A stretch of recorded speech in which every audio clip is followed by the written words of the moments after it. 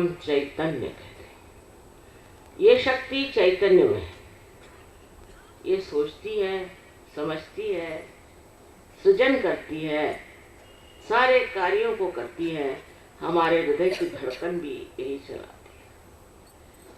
पर सबसे अधिक ये सब शक्ति की जो विशेषता है वो ये कि ये प्रेम भरी है। इसमें सिर्फ प्रेम, ये सारा कार्य प्रेम से करती है। अब मैं कहूंगी कि सत्य और प्रेम में कोई अंतर नहीं। अगर समझ लीजिए आप किसी से प्रेम करते हैं तो आप उस व्यक्ति के बारे में पूरा पूरा जान लेते हैं, पूरा सत्य आप जान लेते हैं।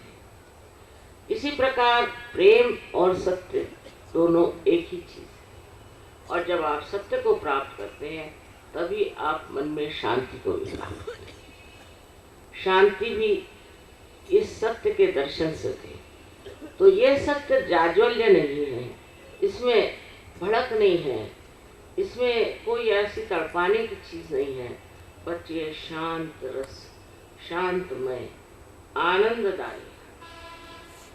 और ये सब प्राप्त करने की आपकी क्षमता है, आपकी लियाकत है कि आप इसे प्राप्त करें। कारण पूर्व जन्म के अनेक कर्मों के पुण्य लाभ से ही आज आप यहाँ पहुँचे हैं और ये आपका हक बनता है कि इस योग को आप प्राप्त करें। जब आप इस योग को प्राप्त करेंगे तो पहले तो आपको पहली मर्तबा ये एहसास होगा, ये आप जानेंगे, आपको प्रचीति होगी, अनुभव होगा। आपके उंगलियों के ऊपर ये ठंडी ठंडी हवा सी चलती और ये बड़ी सुखद ऐसी ठंडी हवा। आदि शंकराचार्य ने इसे सलीलम सलीलम कहा है। ईसा मसीह ने इसे cool bridge of the Holi ghost कहा है। मोहम्मद साहब ने इसे रूह कहा है। नानक साहब ने इसे अलख निरंजन कहा है। आदि अनेक अनेक विशेषणों से इसे अलंकृत किया गया, इसको सजाया गया। पर उनकी बात जो है सब तक पहुंचने के लिए जरूरी था कि सब लोग भी तो किसी हद तक पहुंचाया जाए, इसे महसूस करें। हमें अगर कोई लखनऊ के बारे में बताए कि लखनऊ ऐसा है, लखनऊ ऐसा है, तो भाई हमें लखनऊ ले चले तब तो ना हम समझे लखनऊ क्या। इसी प्रकार इतनी भी बात आप इस महान शक्ति की करें, वो सारी बात बात है। और बात करते करते फिर आदमी उठ जाता है, सोचता है ये क्या बातें हो रही हैं, इसका तो कोई अंत ही नहीं और कुछ मिलता जुलता नहीं है, पूरी समय एक मनोरंजन सा होते रहता है काम। और इसके लिए जो हमारे अंदर विशेष शक्ति परमात्मा ने स्थापित की है उसे कुंडलिनी नाम से कहते हैं। जितना इस पर कार्य हमारे इस महान भारतवर्ष में हुआ है और कहीं नहीं। हाँ, बाहर बहुत से दृष्टा हो गए जिन्होंने इसके बारे में लिखा है, ये भी बात सच है। लेकिन जितना हमारे देश में इस पर कार्य किया गया उतना कहीं भी हुआ नहीं, क्योंकि हमारे देश के लोग शुरू से ही आध्यात्मिक हैं और हमेशा जानना चाहा उन्होंने कि हम हैं क्या, हमारी हैसियत क्या है, शख्सियत क्या है, हमारा व्यक्तित्व क्या है। यह हमेशा जानने की हिंदुस्तानियों ने चेष्टा की है। अनादिकाल से भारतीय लोग इसकी खोज में पड़े रहे और जंगलों में, गिरिकंदरों में जा कर के खोजते रहे कि मैं कौन हूँ, मैं क्या हूँ। और ये जो खोज थी वही आज फलीभूत हो रही है कि हजारों की तादाद में हजारों लोग इसको प्राप्त कर रहे हैं और आप भी इसे प्राप्त करें। सबसे तो पहले जब कुंडलिनी का जागरण होता है तो बिल्कुल सहज तरीके से होता है और बीच का जो मध्य पथ है सुषुम्ना, उससे वो गुजरते हुए ब्रह्मरंध्र को छेदती है। आपको इस मामले में बताया गया है कि अपने अंदर 3 नाड़ियाँ विशेष है और उसमें से जो मध्य नाड़ी है उसी नाड़ी के मार्ग से कुंडलिनी का जागरण होता है। विशेषता सब चीज दुनिया की जो है वो जमीन की तरफ दौड़ती है। सिर्फ आग ऐसी चीज है जो ऊपर की तरफ उठती है, पर ये एकदम शांत आग, एकदम शांत। इस आग में शांति भरी हुई है, क्योंकि ये बड़ा भारी परमात्मा का चमत्कार है। और जब ये ऊपर चढ़ती है तो अपने आप चक्र खुलते हैं और आपको इसमें कुछ करने का नहीं। सहज जब आप बीज को लगाते हैं तो क्या आप इस पृथ्वी माता को कुछ पैसा ऐसा देते, उसको कोई नमस्कार करते? वो तो उनका धर्म है कि कोई भी चीज जो उनके उदर में आए उसको पनपा दे, और ये धर्म बीज में भी है कि वो पनप जाता है, वो भी अंकुरित हो जाता है अपने आप। इसी प्रकार आपके अंदर भी, सबके अंदर, किसी भी जाति, किसी भी धर्म, किसी भी देश के, किसी भी रेस के लोगों में ये नहीं कह सकते कि कुंडलिनी नहीं। अब 65 देशों में हम कार्य कर रहे हैं, और बड़ा आश्चर्य है कि रशिया में जैसे आप लोग इतने बैठे हैं, ऐसे लोग वहाँ एक एक गांव में हैं। पता नहीं इन लोगों ने, जिन्होंने कभी भगवान का नाम नहीं सुना, इनको तो किसी भगवान का क्या, किसी ऐसे आदमी का भी नाम लेना मना था जो भगवान की बात करता था। लेकिन मेरे ख्याल से एकदम साफ उनकी व्यक्तित्व की पार्टी थी, जिस पर सहयोग बहुत जल्दी चढ़ गया, और इतने जल्दी चढ़ गया और इतने हजारों की तादाद हो जाए।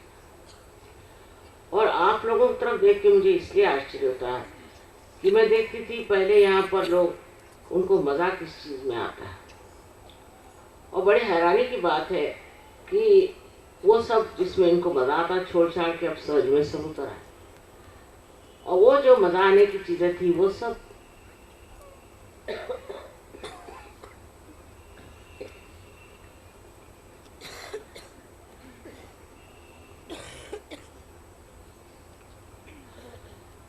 स्वयं को नष्ट करने वाली थी। आज अमेरिका में भी यही हाल कि वो लोग कहते हैं कि हम तो चाहते हैं क्षण क्षण हम आनंद में हैं, और क्षण क्षण में आप अपने को मिटाने की योजना कर रहे हैं, तो कौन सा आनंद आएगा? आप तो मृत्यु की ओर जा रहे हैं, सर्वनाश की ओर जा रहे हैं, तो आपको आनंद कैसे आ सकता? लेकिन उनकी खोपड़ी में बात जाती नहीं। आपसे मैं बताऊं, हम लोग हालांकि बहुत सीधे साधे हैं, गरीब भी हैं, लेकिन मेरे ख्याल से हमारे अंदर सुबुद्धि उन लोगों से बहुत ज़्यादा। वो तो मूढ़ लोग हैं, उनकी समझ में नहीं आता। जब तक मुझसे कहते थे कि आप हमसे पैसा नहीं लेंगे, हम आप पर विश्वास ही नहीं कर सकते। ऐसे बेवकूफ़ लोगों से कौन बात करे? पर अब थोड़ा थोड़ा वहाँ मामला बैठ रहा है। इन लोगों से कुछ सीखने का है नहीं। हमारा जो अपना स्वयं का हमारा जो कल्चर है, जो संस्कृति है, वो इतनी ऊंची है कि सहज में आने के बाद आप धीरे धीरे समझ लेंगे कि ऐसी संस्कृति है ये कि जिसमें सिवाय मनुष्य परमात्मा की ओर उठे और इस योग में बढ़े और कुछ हो ही नहीं सकता। ये नहीं है कि कोई आप चीज़ छोड़िए और जंगल में जाके बैठिए, कि संन्यास लीजिए या भूखे मरिए। इस तरह की बेकार चीज़ सहयोग में कोई ज़रूरत नहीं, क्योंकि ये बाह्य में सब भूखे मरने की, बहुत से लोग भूखे मरते रहते हैं यहाँ पर। और एक बार नारद मुनि ने पूछा भगवान से कि हिंदुस्तान के लोग इतने भूखे क्यों रहते हैं? तो उनका वो लोग इतना भूखे रहने की उनको आदत हो गई है और वो इतने बार भूखे रहते हैं, तो उनको भूखा ही रहते हैं। तो ये जो है उपवास, तपास आदि आदि तपस्या करने का जो गुण है वो हो गया, वो समय बीत गया, उसकी अब ज़रूरत नहीं। अब जैसे कि आप एक सीढ़ी से चढ़ के दालान में पहुँचे हैं, तो आइए, तशरीफ लाइए, अंदर बैठिए, बजाय इसके कि आप सीढ़ी पे अटक के बैठे हुए, आप ऊपर चढ़ना ही नहीं चाहते। इसी प्रकार एक तरह से ये भी समझ लेना चाहिए कि ये समय आ गया, ये विशेष समय, इसको तो मैं कहती वसंत ऋतु आ गई, ब्लॉसम टाइम आ गया। और इस समय में हजारों लोग पार होने वाले हैं, हजारों क्या करोड़ों के ये लोग पार होने वाले हैं, और जिनको ये मिलना है उनको मिलना ही है, कोई इसे रोक नहीं सकता।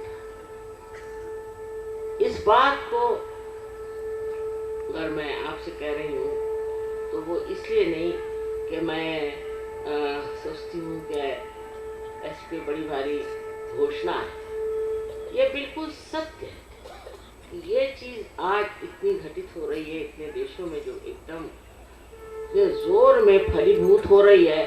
इसके पीछे में कोई न कोई समय की भी विशेषता है, और ये समय एक घोर कलयुग में ऐसा आया हुआ है जहाँ मनुष्य चाहता है कि सत्य को प्राप्त। अब सत्य के प्रकाश में क्या क्या हो सकता है?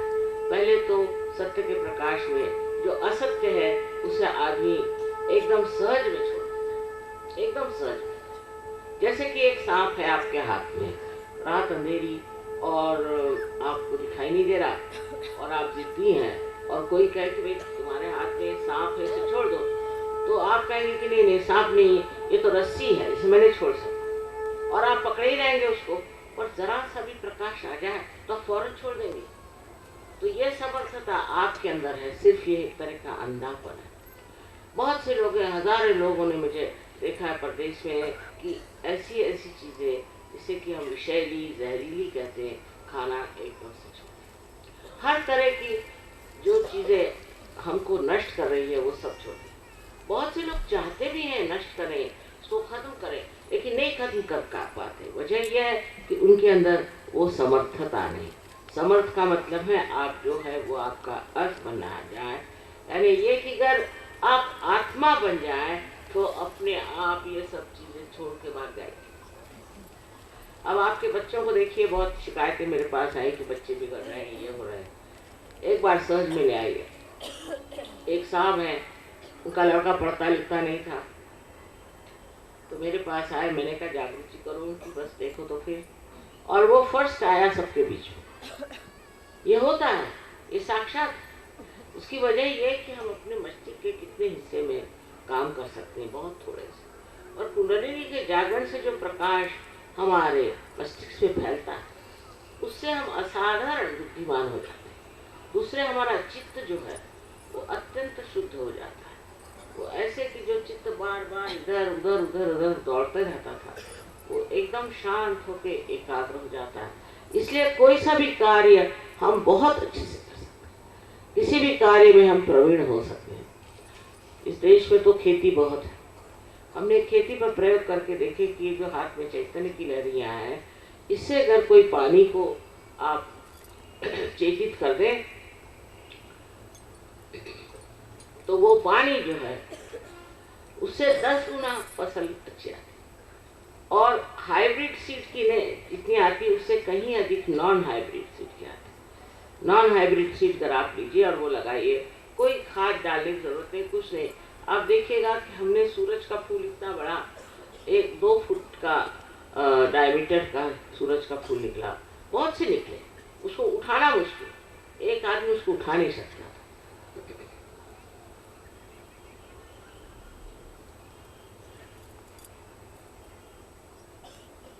बहुतों ने कहा कि यहाँ ट्यूलिप्स हो ही नहीं सकते। हमने तो ऐसा देखा नहीं। हमारे जो खेत है उसमें हर तरह की चीज़ हो रही है, और हमने ऐसे देखा नहीं कि ये चीज़ हो नहीं सकती, वो चीज़ हो सकती, लेकिन बड़े पैमाने पर और बहुत ही अच्छी जिसकी क्वालिटी है, ऐसी चीज़ें होती हैं। और ये हमारा देश पूरा ही कृषि प्रधान है, इसके लिए बहुत ही ये फायदे की चीज़ है। अब बहुत जगह खबर करी, बहुत जगह बताया, और एक कलेक्टर साहब ने हमारा बड़ा सम्मान भी किया, पर उसी दिन उनकी बदली करा दी। अब ये सब चीज़ें बदलेंगी, लेकिन जो लोग सहयोग में आ गए हैं, उनकी खेती बाड़ी, उनके घर के जानवर, उनके घर के सारे प्रश्न, उनके समाज के सारे प्रश्न एकदम से हल हैं। आज हम उस कगार पर खड़े हैं कि अगर आप मुड़ करके देखेंगे नहीं तो खाई में आप लोग गिर जाएं, ये हमें मालूम है। अब जब ये अपने को मालूम है तब थोड़ा सा मुड़ करके इसे स्वीकार करना चाहिए। इससे आपको कोई पैसा नहीं देने का। आप इस ज़मीन को कितना पैसा देते हैं, जो आपको फल फूल दे रही है, इसी प्रकार इसके लिए आपको कोई पैसा नहीं देने का, आपको कोई खर्चा नहीं करने का। कहीं कोई आडंबर नहीं, कोई भूखा नहीं, कुछ नहीं। बस इसके थोड़े से ज्ञान को प्राप्त कर लेना चाहिए कि हमारे चक्र क्या है और इस चक्रों में कौन सी हानि है और कौन सी खराबी। जब